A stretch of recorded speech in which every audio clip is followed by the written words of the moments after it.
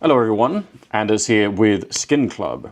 I thought I would do a take your audience to work kind of day. You guys see me on the broadcast, but typically I try to put a lot of time into preparing for the matches that I'm about to do. It's about 7:30 here in Austin, and we just got told what games we're doing tomorrow. So I try and see if I can walk you through the process that I use to prepare for matches, what I care about, and how I kind of find the information that I'm looking for. And I hope it'll be interesting. Now, typically, the first thing that I'm going to do is I'm going to dive into HLTV. I just like this setup that they have. Mongolz, Lynn Vision, I think it's the second game that I'm casting. The other one is Legacy and FaZe, and I think I have more of a read on those two teams. So I'd rather try and spend my time here, and then later on, maybe I'll do something more. The thing that I'm always concerned about here, because this is a best of one game, I believe. 1-1, yes. Yes, so this is a best of one game, meaning it's always very hard to sort of predict exactly which map we're going to be playing. We know we're not going to be playing Mirage, we're definitely not going to be playing Train, because neither team really picks that one. And then it's down to sort of a bit of a feeling of what else is left. I doubt if we're going to be playing Dust 2 here with the Mongolz, doesn't seem very likely. Inferno, pretty good middle ground, might be scary for Lynn Vision. Nuke, probably both teams are okay with. Ancient, so it's probably somewhere between like Mongolz and Ancient, probably looking pretty decent. Doubt that Noobs will be allowed to go through. Don't know why the Mongolz will allow that. So it's not an exact science, but typically this is what I would try and do, just to sort of get a sense of what maps am I looking for, because I'll try and look for all of them really. What we could also do sometimes, I'll go and I'll take a look at this. So I'll do here. The video simulation, again, it's not really an exact science, but I just try to confirm whether or not I'm sort of a little bit at least on the right track. I think we're doing this type of veto where it's I think it's this one. Not 100% sure. Again, I'm just trying to sort of validate a little bit of what I'm looking at. Yeah, so it thinks Ancient as well. So that's probably a good place to start. I don't mind prepping too many maps because my logic sort of is, even if I don't use it right now, sometimes it's worth it for, just for its own sake, really. So let's assume we're going to be watching Ancient to begin with. I'll probably go and look at the team stats just, right off the bat. Again, this is using Skybox, and it's where I do pretty much all of my prep work. So looking at, not Anubis, but Ancient for Lynn Vision. This is all pretty surface stuff, so I don't really mind that, but it's sometimes there are really big things that you can see here where it's like, oh my god, they win all their rounds on one side. The roles down here, I feel like I know already, but just to remind myself, Sakura is going to be the CT all-around. We know that because he's playing the AWP. That's true for all teams pretty much. AWPs move around, it's no surprise. Call Me Sue is going to be at the B site, Emilia with the A anchor, and Starry playing mid, and Westmelon playing that B cave. I actually think knowing some of this beforehand is important, especially important as a caster, because sometimes if you don't know this, then you actually don't realize what's happening in a round. So for me, like let's say we have the A anchor in Emilia, if he's suddenly starting the round on the B site, I want to be able to say something's wrong, like this is really weird, and I'm not expecting it, and maybe we can talk about why. So that's just like a nice thing I think to remind myself of. And I'll probably do that again tomorrow before the game, but just, it's how I do it. So that's just like the basic level of it. Don't really care so much about play performance right this second. Might care about how many maps they played in the last 3 months. Definitely will care about that. And actually sometimes I'll do like a side-by-side. So, they're going to be playing up against the Mongolz. So I'm going to pull them up here, and it's on Ancient and for the last 3 months. So again, does it matter if it's 55-57 versus 48-60? I mean, almost certainly not. I don't know if that's a big deal. Again, 9-10 with the AWP is going to be the all-round player. So that just makes sense. And they've also played 11 maps, which is really cool. They're actually identical even in the amount of rounds played. That seems crazy that could be the case. It makes me doubt if we have the data correct. But I think we do.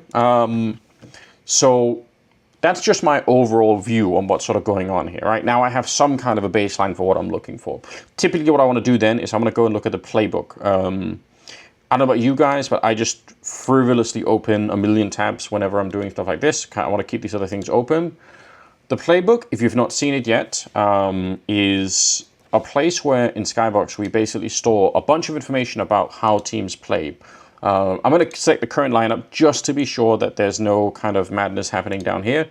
And again, we're talking about the last 3 months of this. So should be interesting.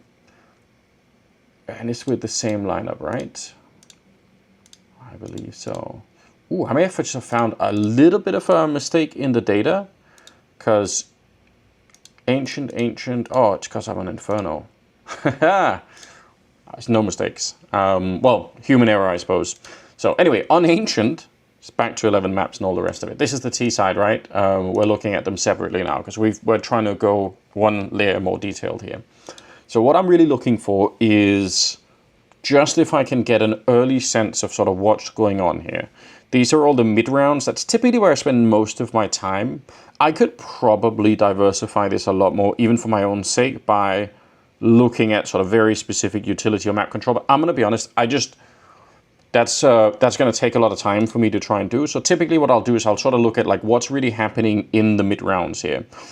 I'm actually noticing something that I haven't really seen before, which is this bomb site tempo is quite high on the rushes. Normally most teams are going to be up. The mid round is like 80% or something like that. So there's a lot more set strats, presumably. And actually the software sort of tells us this as well. The B rushes and the A rushes both have this exclamation mark, which means that we're significantly higher than the comparison teams, which are the ones up here. We can edit our comparison if we want. We don't want to do that right now, but we just got, different teams at the moment. So just to say, even I can see just from this rushed alone that there's something going on. Now, typically that makes me want to think, okay, well, I want to look at some of these rounds. So I'll open another tab with those rounds selected. So now you can see the strategy that we have here is the B rush. And this is typically where I end up spending a lot of time. I'll try and see if I can talk while I'm doing this just to see what I kind of want to know. So already, no matter what was going on in any game or any amount of research, this is just so obviously going to be a rush. I think what's worth noticing maybe is stuff like how ready are they with smokes, right? So you see Emilia has already got a smoke in hand that he wants to throw out into the incendiary. It's a really good read, and I think most CT sides will end up throwing incendiaries to this position and just kind of forget about it. And it's one of my favorite things to hate on, when you just throw the grenade and walk away. So we'll see. They spread out quite nicely. They don't have a lot in this round, right? So this is a round where they have very limited funds. But it works super well. And I probably don't care about the rest of the round from here on out. Now I want to see the next one. This time there's no mid-smoke, which, okay, even more explained by the amount of money here. So kind of interesting, but same thing, they put out the smoke, so very similar kind of setup. Yeah, the lack of mid-smoke is definitely suspicious to the CT side regardless, and that might just be why they are so quick to rotate here. But regardless, this doesn't work out. On to the next one. This is a pistol round. And again, could you tell? It's an open question for myself, really, because I am legitimately trying to research this right now, apart from making the video. Could I tell? Well, now I definitely could, right? I guess at the point at which they're all running in a line like this, it's just very clearly about to be some kind of a rush. And if I was casting this, the thing that I would be looking for is whether or not there's really anything to stop this on the other side. There's 3 people, but they don't have any incendiaries. Dualies are in another position. So yeah, I would just right off the bat, like as a caster, I would mentally be ready for the idea that they're probably going to be having a lot of success with this. Like it's hard, even the smoke, I don't think it even matters at all. So yeah, anyway, good follow through, great work. Good job all around, everyone. Okay, again, on to the next. I'm not watching the whole rounds because that's sort of nuts. Very, very similar kind of thing. This time, no incendiary thrown. And they're pretty quick with it. Trying to think. They do like throwing that smoke as well for the actual rush. That's just worth knowing, I suppose. I would say it's sort of... It's sort of a shame here that they don't have, more grenades going down. I feel like that's got to be possible. If you're going to do this anyway, then you can probably throw grenades, you know, to these positions from really far away from T-spawn, basically.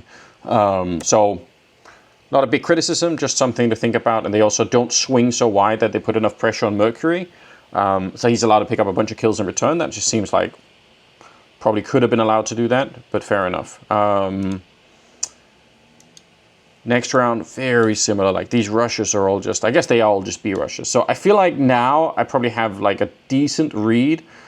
You know, just worth pointing out here, like they stopped to fight. Actually, that might be something now that I say it. I'm like, okay, in this round, they go pretty deep. Are there more rounds where they really stop to fight? I'm not a big fan of that.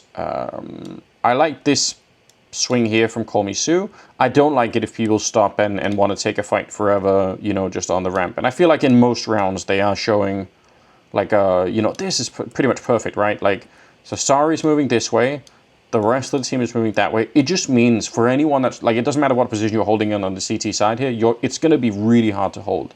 So those are just interesting things. We're done with the rushes because again, like we could do this all day. Let's just, I'm going to look at some of the A rushes just to be, you know, a little bit safe. I've got to take a look at the timer as well, just so, because this is going to take me the next 4 hours, basically. So I'm not going to make the video 4 hours long. You guys will lose your minds if I do that. But I do want to try and walk you through the process of how I kind of like to do this. So yeah, A rush is, they're not hearing anything in the middle, so they just continue. They kind of continue. I think that's going to be the thing that's, you know, I say it all the time when we're casting, right? But if you hear a lot of nades in here, then continuing with this kind of an A-rush seems a bit silly. So already just right off the bat, it feels like there's a lot of rounds where there's not much happening for the CTs. Maybe... All right, in this one there is. Do they react any differently? No, they feel like, okay, fine. But yeah, some of these other rounds are kind of... Wait, am I confused? Yeah, some of these other rounds are a little bit empty. And it's interesting to see them go through with this. So actually, I'm going to change my mind. Forget everything I just said.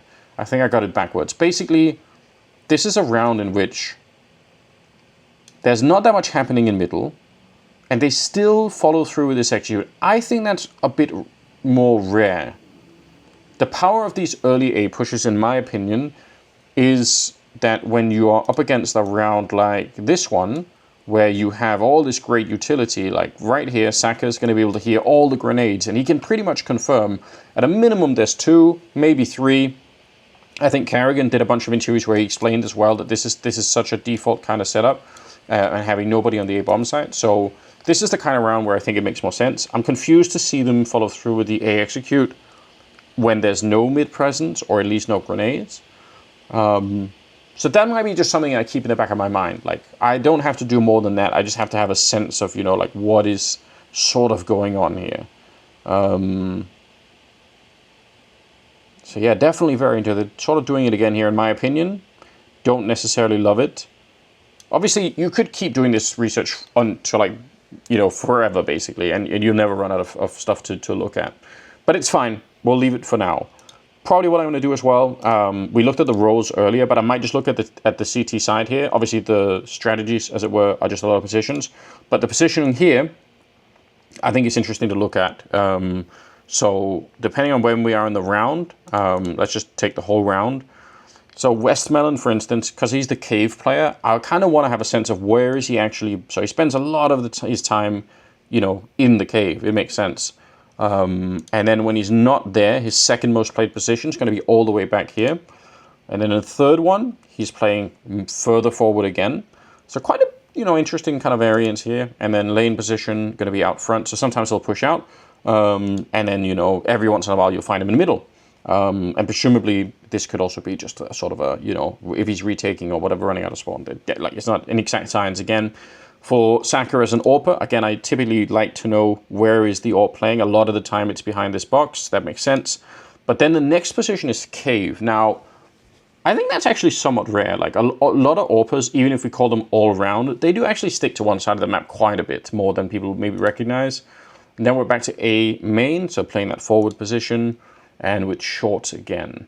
Now, if I was feeling super curious, I might add a filter here to say, how does that play out actually if they have an AWP? Because I kind of want to know how that data looks. So with the AWP, I'm assuming Saka has it if they have an AWP. He's playing this, then close A main. So he actually does play close A main with the AWP as well, which is interesting. That's his second position. And then B short, right? So he's not playing, like his fourth position with the AWP is in this cave position. Like that's not his favorite thing to do. So now we know a little bit about that. Again, I can't go infinitely granular. So at some point I just have to say, okay, that's great. Like we're moving on. We want to look at the Mongolz too. So we're doing more or less the same thing. And I guess actually, just for the sake of the video, just to keep it friendly with you guys, let's not go through the whole exact same thing with the Mongolz, even though I will do it a little bit later on. But it's just to give you guys a taste of it. Also, I just to back up my point from earlier, right? Look at ancient Mongolz T-side. The rush strategy here is so low. All of it is on mid-rounding. And actually, a lot of it is on set strats, which in itself is interesting. Now I'm curious.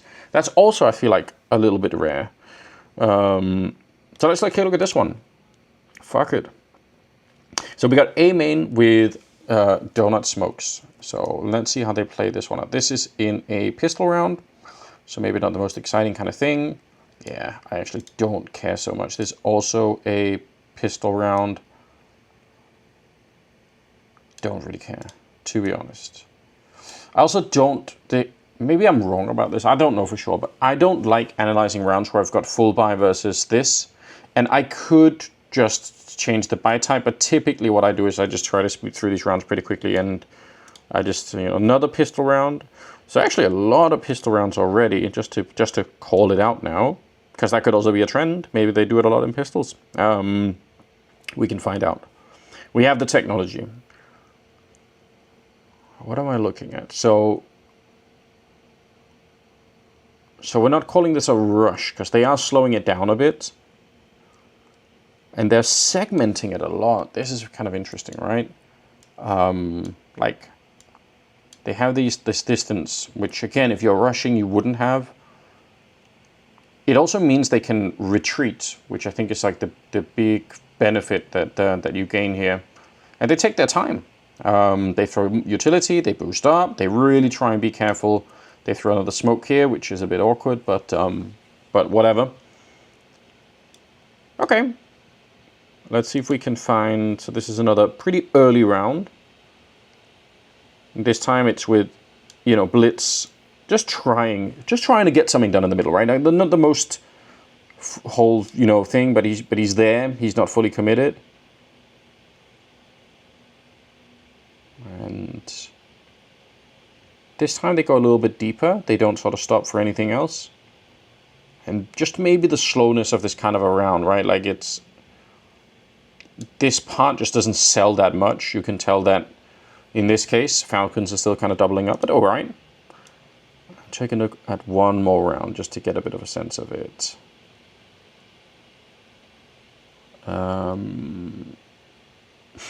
Why is his name L Take L? That's great.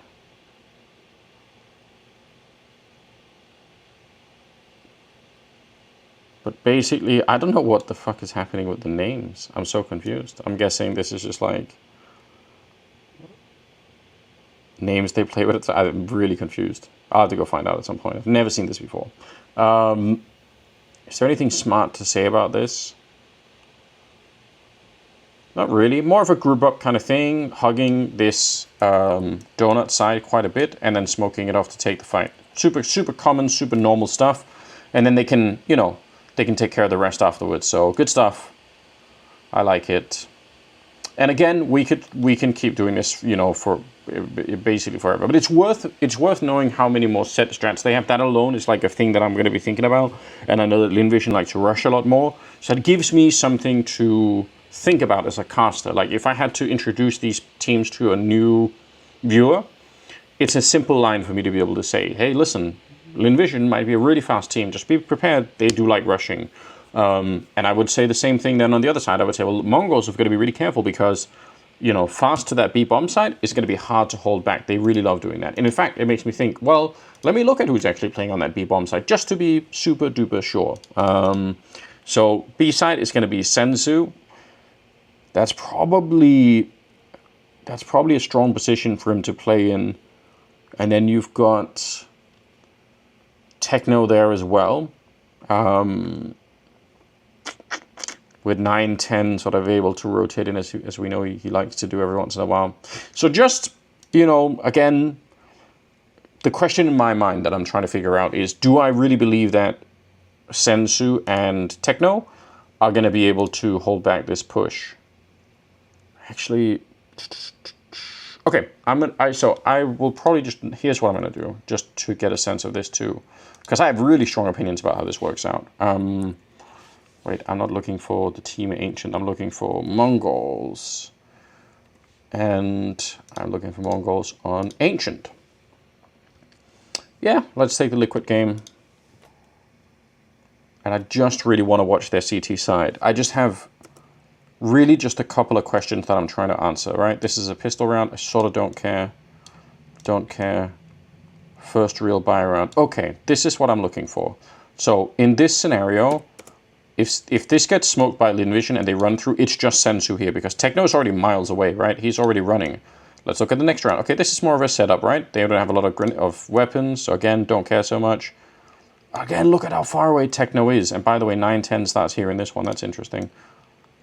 Again, Techno just runs. That scares the fuck out of me, right? If I'm on the Lynn Vision side, I see this and I think, wow, I really want to rush that bomb side. I guess this video will come out after the game is played, but if they end up on Ancient, then these are the kind of things that I would feel like I knew beforehand. I would be able to tell an audience, hey, Sensu and Techno need to find a way to play together because Lynn Vision love just putting out that incendiary with the smoke and then rushing in, and then it's all on Sensu. And Techno, he can run back, but that doesn't matter. We also know they throw the smoke for the cave, so he can run back, but he's gonna be smoked off. So these are the kind of things that I try to really build when I'm thinking about a game and what's to come. Video's about 22 minutes long. I get a sense that if I keep talking now, it's just going to be the same thing, and it actually will be the same thing over and over and over again. So this is where I spend my time. This is how I prep. It's really tricky when you don't know what maps are being played. Sometimes I wish we could get like vetoes the day before, but I also kind of understand why we can't. And I think it maybe would ruin a bunch of other things about the game if that was the case. Like I think it would make preparation for teams like way crazier. So I don't want to change that, but I'm just saying as a caster, it would make it so much easier. In best of threes, it's a little bit more forgiving because you can sort of scatter shot. Like in this map, in this one, in the best of three, I'm pretty sure we're playing Ancient. And the only question is if we're playing it third, then it's a little bit harder on me because then we might not get there and I might prep for nothing. But like I said, it's never really prepped for nothing. This is the thing though, like I at one point will be casting Mongolz and Lynn Vision in the future anyway, so I might as well know more and I might as well think about it more. And I often find that sometimes I have some bit of information that I remember suddenly about a team that we're not even watching, and I think that's worth it. The only other thing I think I sometimes do, just for the sake of the video, is I spend some time inside of the pattern finder. So maybe just to say how that works. Typically, this is if I have very, very specific questions that I'm trying to answer. And if we just do it for Lynn Vision, for instance, and try to get a sense of like, can we find out, how this plays out for them? So we're on Ancient, and let's just get only these players. And let's not do 3 months just because the data is pretty overwhelming. See if 2 months is more reasonable.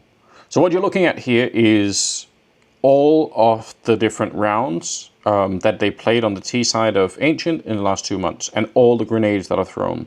Now, something that I want to find out, for instance, if I wanted to find how often do they actually smoke that incendiary, what I would probably do is I would say, okay, I'm looking for just Molotovs, and I'm actually looking for the opponents of Lynn Vision throwing grenades here. So I know now, the box that I'm drawing here, just to illustrate it, that's 32 rounds that the opponents, whoever they are, of Lynn Vision, are throwing that grenade. Now, I want to know, how often do Lynn Vision throw the smoke? And I can see that it's got to be from close range, right? Like, I can see where they're throwing it to. So that's going to be down to about 2 rounds. That sounds low, but I guess it's also the fact that it's, only the last 2 months. But let's just try it. Let's see what happens. I don't know for sure. I'm assuming now that these two things basically mean that it's some sort of a rush that's happening. So Molotov there, smoke out. So sometimes there are certain things that I'll be able to find like this that I can't necessarily find because it's not a set strategy. Another example that I might sort of want to know would be something like, if we just clear this one out, would just be something like, as a player, for instance, let's take somebody like, let's just take Saka, for instance. This is this, let's do CT side. I kind of just want to know how he's AWPing. So if I take, it's going to load in all the rounds. I hate my life. But yeah, once it's all loaded in, there we go. I want to look at, no, it's not loaded in. I lied. It was a lie. It's all a lie. Now it's loaded in. So 50 rounds. I'm going to look at Saka here. This is his movement in all of those rounds. And actually, I want to know now if he's got the AWP. So we're going to reload all the rounds. Okay, that's half the rounds. They actually have an AWP. That's interesting to know on its own. And just try to get a sense of, are there any of these rounds that are really worth looking for? I would say, what are the rounds where he's actually getting this deep in? Like, when would the AWP ever be rotating through middle? That might be an open question. That sounds like a weird round that could just be fun to know something about. So I'll probably watch it in a pretty quick fashion here. So this is, I can already tell, 3 starries there. Saka is falling back. Okay, so it's a bit of a fight, a bit of a fight, a bit of a fight, and then he just exits this way after they've pretty much won. Okay, so that's just like that tells you something about like what a weird round it is. In this one, we have got Saka over at the B-bomb side. He's falling back, and eventually he makes his way back. So actually a round where he sort of rotates all the way around. Okay, so those were just sort of freak rounds where we can't expect too much. Rounds where he pushes down here, that's worth knowing, right? With the AWP, that's a really aggressive position. I want to know what they look like. So I'm going to take a look just to see what's up. And he does that. Okay, so this time he's just right there. How about this one? Okay, so this one he's pushing up. And I think what I'm looking for in a round like this is, does he have any, are there any flashes? Does he have any assistance? The answer is no, it's just him. That's very interesting to me. See in this one, similar thing, just walks down, right? No flashes, no nothing thrown. So he's not being set up. A lot of teams, if they're going to push with the AWP down here, they're going to have an MP9 or they're going to have other things. But Saka is just sort of a lone ranger. So those might be the kind of things that I'm looking for too. I don't always know what I'm going to find. I go into every bit of prep like this, just trying to, think my way through it. I have some of it standardized, but sometimes you just fall down a rabbit hole and you become interested in like very specific things that are going on, and then you spend an hour looking for something. And other times it's just pretty straightforward because you know the teams a lot. I think that pretty much wraps it up. Now I will leave you guys with it because otherwise, like I said, this will be a 4-hour-long video and nobody wants that. But I do appreciate you joining me here on my day of work prepping for the major. I'll see you in the next one.